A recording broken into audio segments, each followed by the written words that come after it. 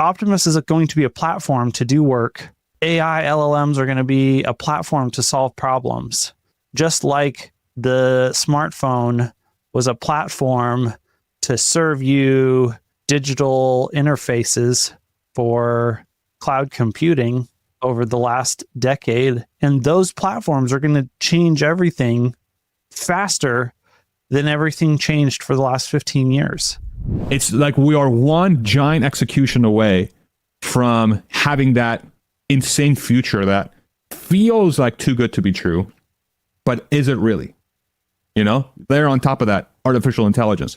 They're on top of that, humanoid robots. They're on top of that, self-driving cars, fucking super cheap energy, you know? Oh, it's a new dawn. It's a new day. Yeah. I don't know. Yeah. It's hard not to get excited. It is. And I mean, the speed at which artificial intelligence breakthroughs are happening right now, it really is mind-blowing. It's like, yeah, I have been feeling for a while just that we already passed the singularity, and that, you know, we're in the, you know, you've gone over the event horizon and now you're just accelerating into the black hole as quickly as possible. And you don't know like what's in front of you. You can't see, you're just going. And that's what it feels like. I mean, we have seen rumors that OpenAI has figured out, you know, their O3 model is like excelling in all kinds of domains. That it's... Did you see Sam poured cold water on that? He's like, lower your expectations by 100x. Did you see that? Okay. You don't trust anything he says. I don't know. Yeah. So one of the like just the benchmarks that we've seen, there are questions. You know, did they, like the coding benchmark, it reached 70-something%, which is like top 5% human coder level, or 10%, something like that. You know, it's definitely upper level human coder abilities. Maybe it just had the test results, and so it was easier for it to, you know, train on the actual test. But we've also seen it do really well in a whole bunch of medical contexts. There was I was reading a bunch of David Shapiro posts on X over the last couple of days, and he was making a strong case that they have figured out how to generalize beyond the training data, which is a big breakthrough. There was some specific like some domain specific problems that it had to figure out, where they were able to exceed the performance of domain experts on things that you had, like if you were not a domain expert as a human, you would not be able to do the problems. And the implication is that, you know, there's not data in the training set that can tell the thing how to solve that. And so in order for it to solve those problems at domain expert level, it had to extrapolate from data beyond what it knew and kind of generalize, which is impressive. But then we know that Grok 3 just finished training yesterday. Elon's playing around with it. They're trying to make it also work with super lightweight inference models. Like, then China releases this DeepSeek model that's as good as OpenAI's O1 model almost, and it does chain of thought reasoning. And, you know, this like O1 literally just dropped, and now China has a open source free version of it that's way cheaper instantaneously. Like, across all these dimensions, things are the capability of the core technology for the people who are at the very bleeding edge is extremely advanced, and it's advancing rapidly. There's not anyone with a clear lead at this point in time. I do think that XAI has the potential, when we see Grok 3, to develop, you know, they've been catching up. I think that they are neck and neck, and then over the next 12 months, we'll probably pull ahead in a decisive way. And if all that's true, like, we are at the dawn of the golden age of intelligence, that we're going to be like, we're moving, and I think this was David Shapiro's term. He called it the age of cognitive superabundance. That problem solving capacity, that thing that we have that we can apply to solve problems, is now becoming an abundant, essentially free resource. Like, what problem do you have in your life? You can probably talk to an LLM and it can solve your problem tomorrow. Yeah. It's and crazy. The implications of that are absolutely nuts. And this is where, this is why we focus so much on Elon, because he's got a number of key properties right there at the edge of that frontier on, both for the AI research, but then Tesla with full self-driving and applied embodied AI, and then Physical and Optimus digital coming right behind it. And yeah, so it's just like we are at that moment where it's super hard to understand. Like, Optimus is going to be a platform to do work.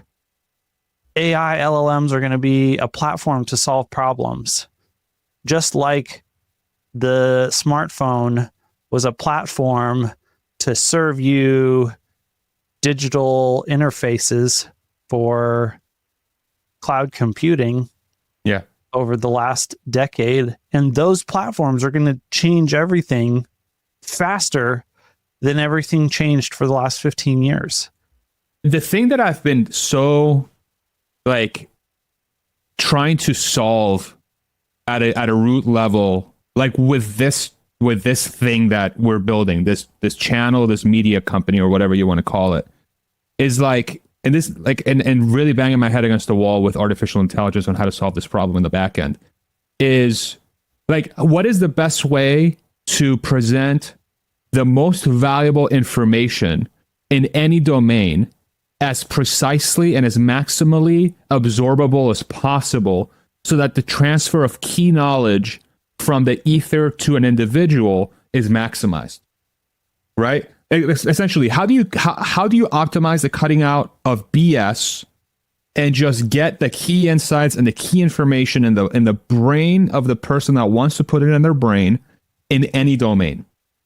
And that's that to me feels like such a huge exponential for creation in the future, whatever that is, physical creation, digital creation. It's like for humans, right? Because here's the crazy thing. The AI this is where it gets weird. The AI can just do that once we have the agents or the AGI that just chooses to do that. There could be an AGI that just says, I'm just going to ingest the most important things about everything. Like, okay. Well, a human could be like, I want to do that too, but I want to do that about artificial intelligence. I want to do that about cooking. I want to do that about blah. And that already exists, right? There are channels out there that do a really good job with that, but they're humans, right? So they're rate limited.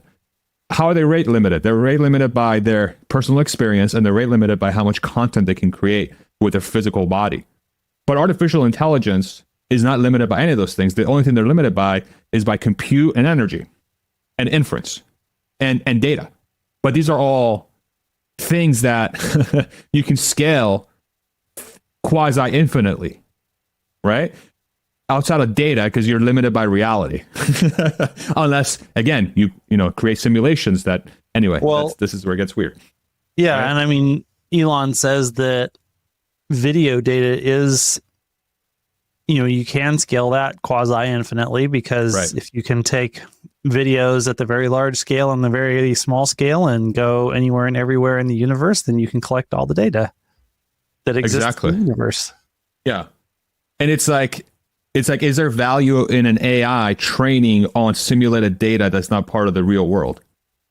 That becomes a question. Is like, how much value does that really bring? Yeah, and it's like this massive competitive space where, people are just throwing cubic amounts of cash at this problem, competing like mad, and all the data on the field at this point looks like you're just buying a ticket to the next round of money burning. But to Chamath's point, but consumers are winning. Like people using this stuff are winning. We're winning. And we're winning. Yeah. So I think that's an incredible fact about the market, like capitalism, markets, the possibility of infinite games, that like there exists this artificial machine called venture capital that created this crazy game where people are just willing to light billions of dollars of money on fire just for the chance to see what problem could get solved for humanity that unlocks all of human potential and takes it to the next level. Yeah. And like, we don't know how many billions of dollars it's going to take for us to burn, but there's enough people that have faith that we're going to solve the problem, and that when we solve the problem, it's going to make everyone on Earth's life better, that they're willing to just keep doing it. And then those of us who don't have billions of dollars to contribute to the cash burning party to enjoy the benefits for $5 a month, $10 a month, free, $20 a month. There's so many different services that you can use now. Yeah, that the trend that is happening in this space right now is actually making me quite optimistic about the future of artificial intelligence. It's like it does seem like, as long as there's competition, which there is ungodly amounts of competition right now, which is like, okay, what are we seeing? Like you said, a plummeting of price per token, or just price per compute unit, whatever you want to call it. ChatGPT and Grok and Perplexity, not even Perplexity, but like Grok and ChatGPT fall to a certain extent. Like these are like the mass market AIs. But like, number one, not like, some people definitely use it. I'm starting to realize more and more people in my circles that aren't really techies are starting to use ChatGPT, but like they're not using Replit. They're not using FSD. They don't have a human or robot in their house. You know what I'm saying? They're not using these countless agents that are going to pop up in the coming years that are going to transform how they interface with the world, both digitally and physically. We are so fucking early. It's unbelievable. Like everywhere. And like from an investing perspective, not investment or financial advice, how is AI not the most obvious, easiest investment thesis of our time? Especially the ones that have a profitable model that, I think this is one of those places where it is interesting and hard. Like on the one hand, you could say yes, like the .com bubble was 100% obvious. That's why so much money rushed in. Yeah. Now the people who were able to survive the valley of death. So I think it's knowing who are the investable companies, who are the survivable companies. And it's because there is so much creative destruction going on here. There are so many companies who are going to get 100% obliterated by, like, you can build a company today and one algorithmic breakthrough tomorrow makes your entire business just vaporized in an instant. So like, those are the things that make it hard. It's like, that AI is going to win, but you don't know which one's going to win. This is why obviously we like to invest on the horse with the best track record of winning. We want to, have the guy who wins and then wins some more, because he knows how to identify what's the right thing to be right about. I don't care about all those other things. I just want to know what's the one right thing that I have to be right about. And I'm going to be right about that.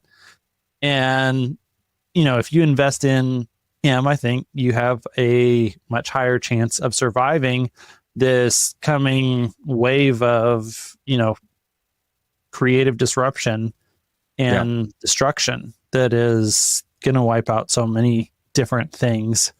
But yeah, it's like, as we make computers more intelligent and powerful, those computers going to do more and more work. Are they going to make humans more productive? Well, duh, of course they are. Yeah. So yes, that's the investment opportunity. That is where, the market wants to provide the most funding and capital to the thing that's going to provide the most returns, which is going to be the thing that grows productivity the most. It's like if I look at, I just looked at the NASDAQ from back in the day, the dot-com bubble. I can never say it correctly, even when I try to say it correctly. Anyway, 1600 was pre-pop, and then 4700, 4800 was at the peak. So it was like a 3x on the NASDAQ. And that was within the span of a year and a half. So think about that. The NASDAQ tripled in a year and a half. It's crazy. It's like, okay, so if I see something similar happen with the AI bubble. So if NASDAQ goes to 45, because pre-COVID it was 15, it goes to 45. Okay. We probably priced it in too quick, unless, not investment or financial advice, unless the realization of AI's value actually keeps pace or outpaces the value generated that the market thinks is going to generate by that time. And that's what the AI discussion is so fascinating, is because AI is a self-fulfilling flywheel. Like AI will be the thing that generates more value for AI. You know, it's like you can leverage that tool that's creating value to make it make more value. You know, with the internet, you still had the human in the loop. The human had to figure out how to create the value. The human had to create the website. The human had to create the service. They had to create the app. But with AI, you can make the AI and make it better. You can leverage, like there's a multiplier function on top of it.